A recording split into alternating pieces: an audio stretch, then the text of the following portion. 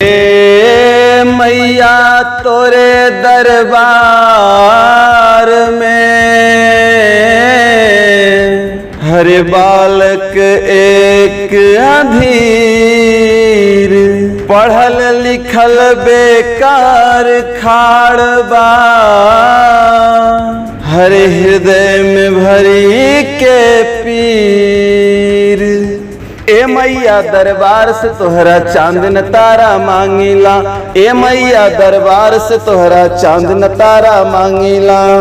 चांद नाही मांगी मैया तारा नाही मांगीला, कोनो आसमान के सितारा नहीं मांगीला।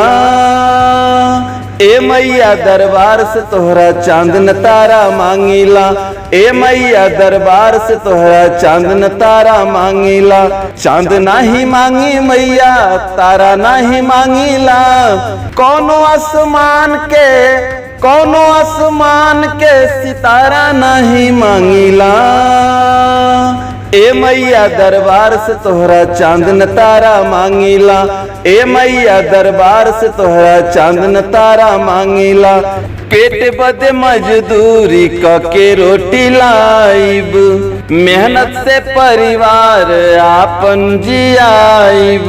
हाथवा में दम दे दमोर महारानी, शक्ति बदे तोहरे धमवा में आइब।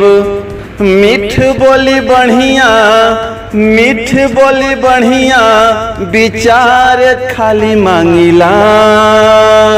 ए मैया दरबार से तोहरा चांदन तारा मांगीला, ए मैया दरबार से तोहरा चांदन तारा मांगीला।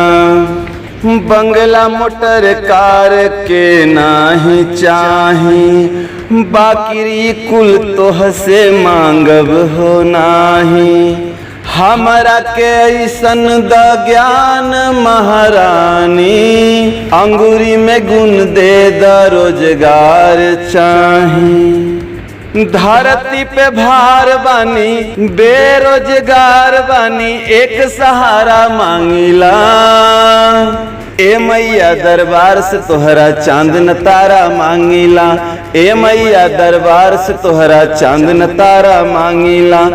मैहर के शारदा है बिंद के भवानी, वैष्णो देवी जगत महारानी। लूटे न चैन सुख है शीतला मैया, अपनन में सद्बुद्धि भर दयानी। दुखवा सहे के शक्ति धारा खाली मांगीला। ए मैया दरबार से तोहरा चांदन तारा मांगीला, ए मैया दरबार से तोहरा चांदन तारा मांगीला। चांद नाही मांगी मैया तारा नाही मांगीला, चांद नाही मांगी मैया तारा नाही मांगीला। कोनो आसमान के सितारा नहीं मांगीला।